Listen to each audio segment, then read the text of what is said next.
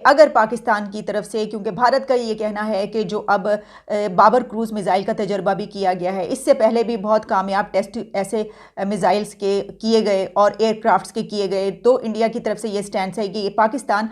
India पर हमला करने के लिए ये तमाम असलहा तैयार कर रहा है। तो अगर ऐसा कुछ किया जाता है जंग की सूरत में, पाकिस्तान की तरफ से कुछ ऐसा वहाँ पर फेंका जाता है, ऐसी सूरत में जो एयर डिफेंस सिस्टम है वो उसको रोक लेगा और फ़ज़ा में ही उसको मार गिराएगा। ये कि ये पाकिस्तान के ख़िलाफ़ भी इस्तेमाल किया जाएगा, बल्कि इसके साथ साथ ये चाइना के ख़िलाफ़ भी इस्तेमाल किया जा सकता है।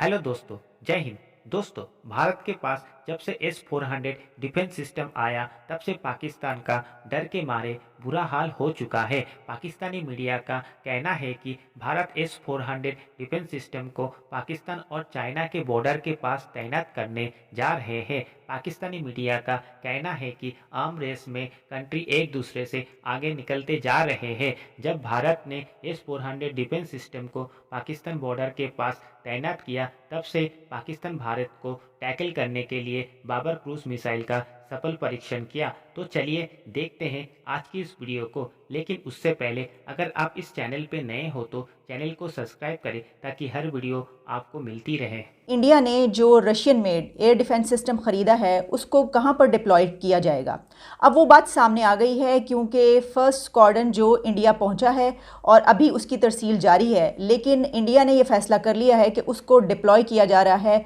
वेस्टर्न बॉर्डर पर। और आप जानते हैं कि पहले भी ये बात हुई थी कि क्या इंडिया इसको पाकिस्तान के ख़िलाफ़ डिप्लॉय करेगा या इसको चाइना के ख़िलाफ़ इस्तेमाल करने के लिए ख़रीदा गया है। अब वेस्टर्न बॉर्डर पर जब इसको डिप्लॉय किया गया है तो इससे साफ ज़ाहिर है कि ना सिर्फ ये कि ये पाकिस्तान के ख़िलाफ़ भी इस्तेमाल किया जाएगा, बल्कि इसके साथ साथ ये चाइना के ख़िलाफ़ भी इस्तेमाल किया जा सकता है। इससे पहले कि मैं आपको ये बताऊं कि क्या इसकी खुसूसियात क्या हैं, फ़ीचर्स क्या हैं, और हम जो बहस व मुबाहिसा जो डिबेट कर रहे हैं असल में वो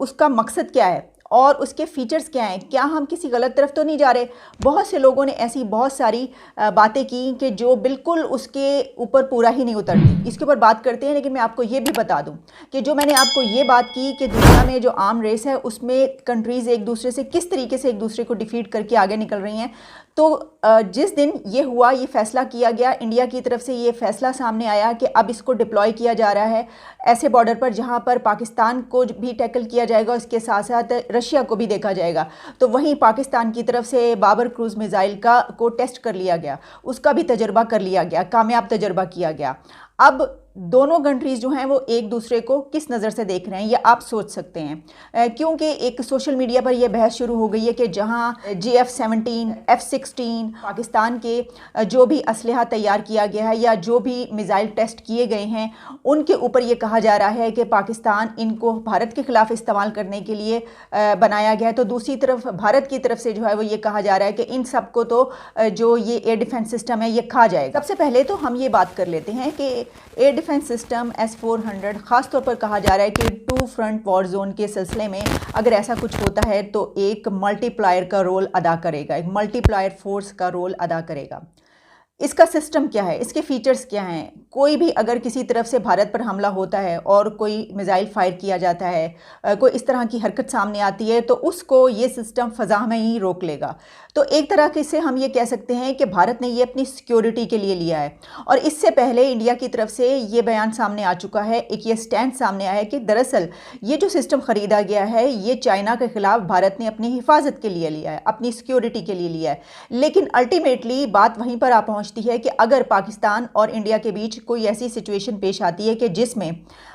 ऐसा कुछ होता है कि जंग की तरफ हम निकल जाते हैं, दोनों कंट्रीज़ उस पॉइंट पर आ जाते हैं कि जंग की सूरत हाल पैदा होती है। जिस तरह हम देखते हैं कि LOC पर तो बमबारी वक्तन फ़वक्तन होती रहती है, बेशक सीज़ फायर हो, बेशक बहुत ज़्यादा बातचीत हो जाए, कहा जाए कि अब कभी भी जंग नहीं होगी, इसके बावजूद ऐसा हो जाता है। तो अगर किसी ऐसे क्रूशल पॉइंट पर इंडिया और पाकिस्तान पहुँचते हैं तो फिर ये एयर डिफेंस सिस्टम इस तरीके से इस्तेमाल किया जाएगा कि अगर पाकिस्तान की तरफ से, क्योंकि भारत का ये कहना है कि जो अब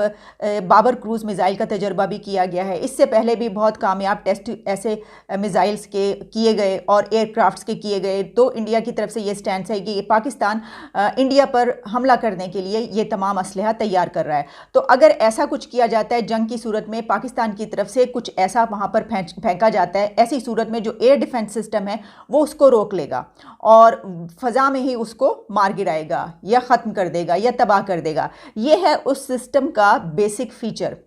तो इसको हम देख सकते हैं कि ये सिक्योरिटी के पर्पज़ से लिया गया है। लेकिन अगर हम सिर्फ इसी को नज़र में रखें और हम कहें कि इसका तो बेसिक फीचर ये है कि इंडिया ने अपने सिक्योरिटी के पर्पज़ से लिया है और इसका तो काम ही है कि अगर इंडिया पर हमला होगा चीन या पाकिस्तान की तरफ से तो वो उसको फ़ज़ा में रोक लेगा और कोई वहाँ पर मिज़ाइल वहाँ अंदर नहीं गिर पाएगा और भारत में कोई तबाही नहीं हो सकेगी। लेकिन इसका एक और पॉइंट ऑफ व्यू भी है, यानी इसको एक और एंगल से भी देखा जा सकता है और वो ये है कि फ़र्ज़ कीजिए अगर कोई ऐसी सिचुएशन आती है इस रीजन में और भारत की तरफ से अगर पाकिस्तान पर हमला किया जाता है तो भारत तो वहाँ से हमला कर पाएगा और अपना जो मिज़ाइल्स हैं या जो भी असलहा वो इस्तेमाल करेगा उसके ज़रिए पाकिस्तान को निशाना बना सकता है। लेकिन अगर जवाबन